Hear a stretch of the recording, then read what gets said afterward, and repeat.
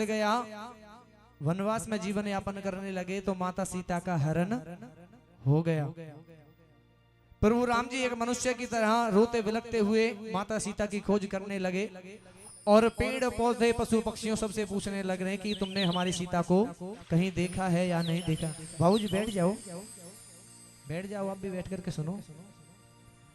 और जब इस बात को देखा भोलेनाथ की पत्नी माता सती ने, कुछ कहते हैं कि उमा भी वही है, सती भी वही है, पार्वती भी वही है, नाम तो हैं लेकिन जन्म अलग अलग है।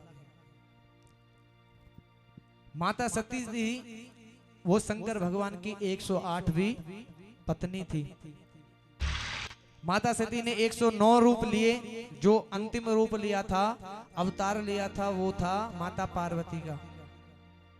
उससे पहले माता सती के 108 जन्म हो चुके थे और 108 बार मर चुकी थी।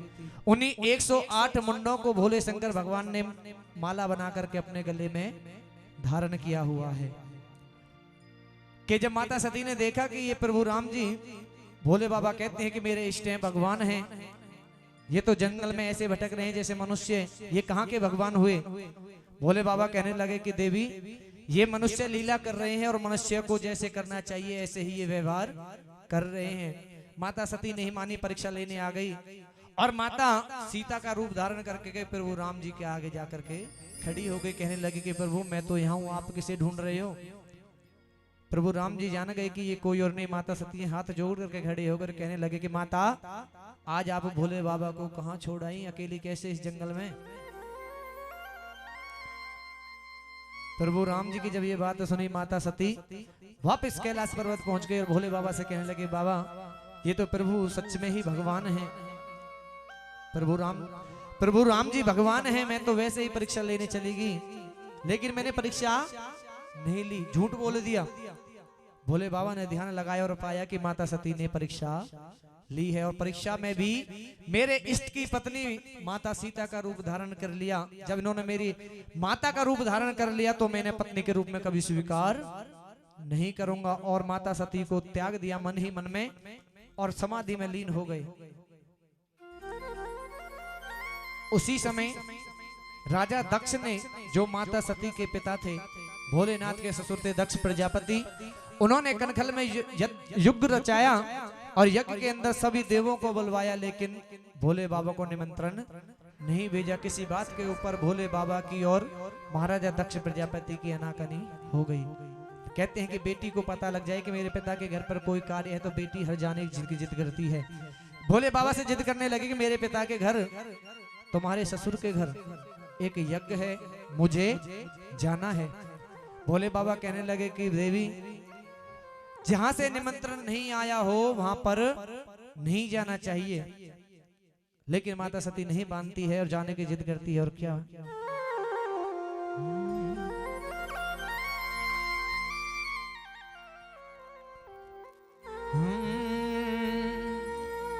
हेरे ज्वाला जी में ज्योत जले, सुनो माँ की अमर कहानी।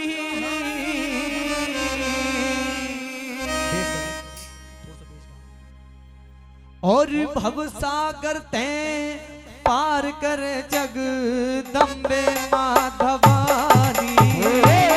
भवसागर तैं पार कर जगदम्बे माँ भवानी।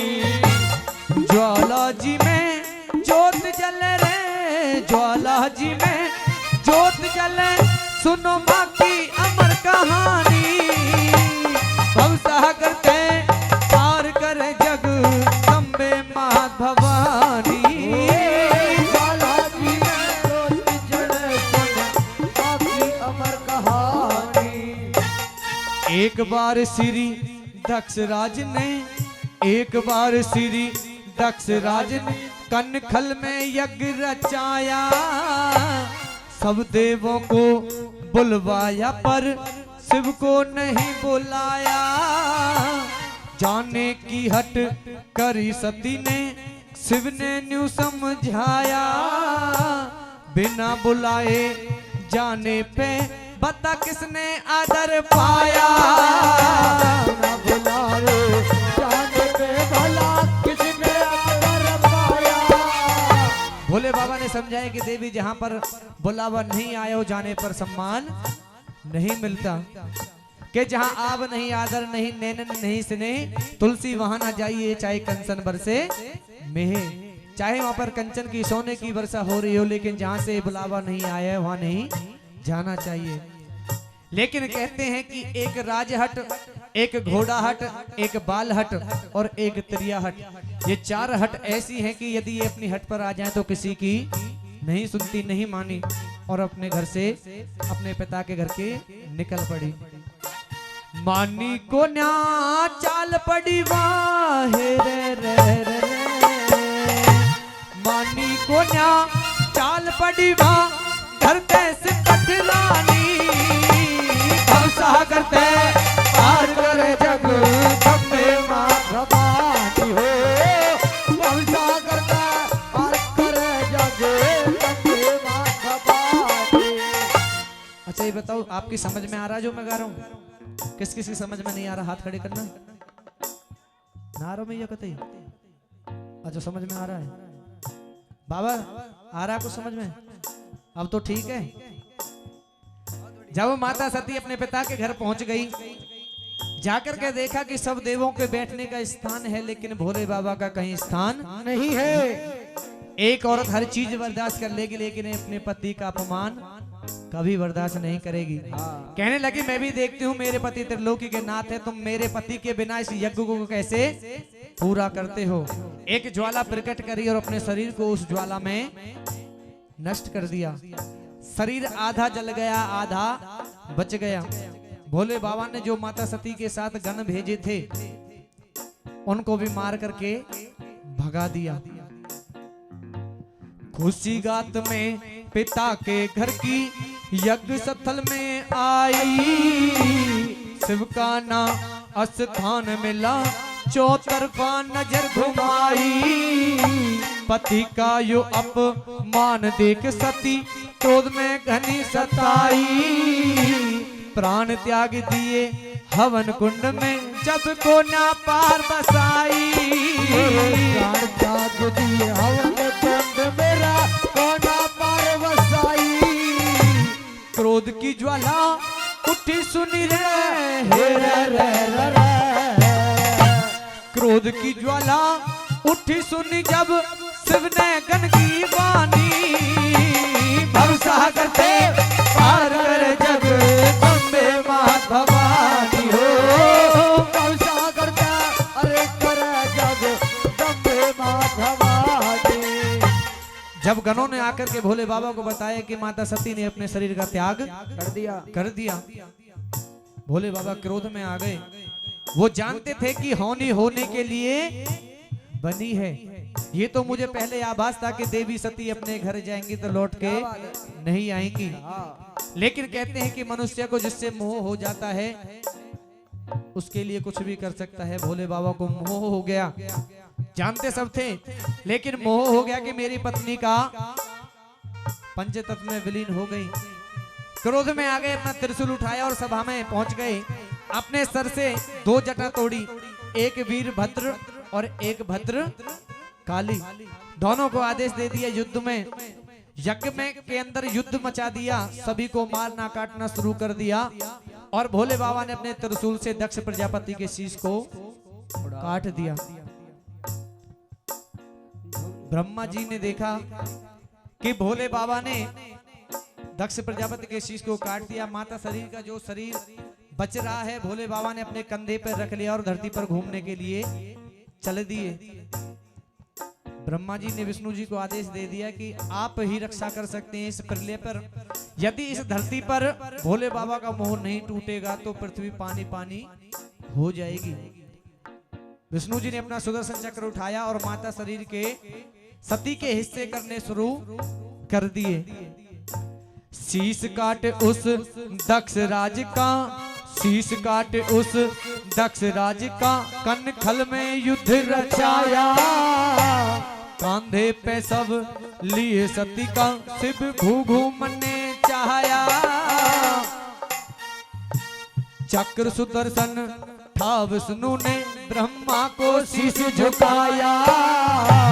वामन हिस्से करे सती के शिव मोह से मुक्त कराया। वामन हिस्से करे सती के शिव मोह से मुक्त कराया। शिव का मोह कर ना टूटे तो रे रे रे रे। शिव का मोह कर ना टूटे फिर लेगा हो जापानी। भव सागर दे पार कर जग अम्बे मात भवानी हो। भव सागर का पार करे जग जम्बे मात भवानी। ओ भाई ये बात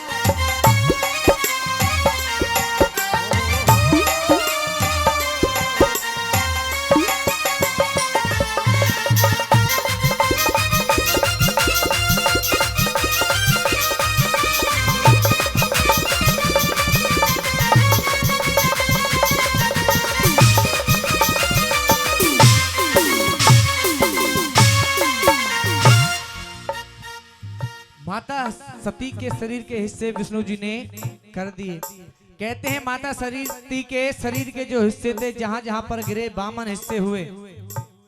जहां जहां पर शरीर का जो जो हिस्सा गिरता रहा वहीं पर एक सिद्ध शक्ति पीठ उत्पन्न हो गया। जो हिंगलाज जहां पर माता सती का हाथ गिरा वो हिंगलाज में जो आज पाकिस्तान के अंदर पूजी जाती है। कहते हैं कि आज भी वहां पर हम तुम जैसे मनुष्य नहीं पहुंच सकते।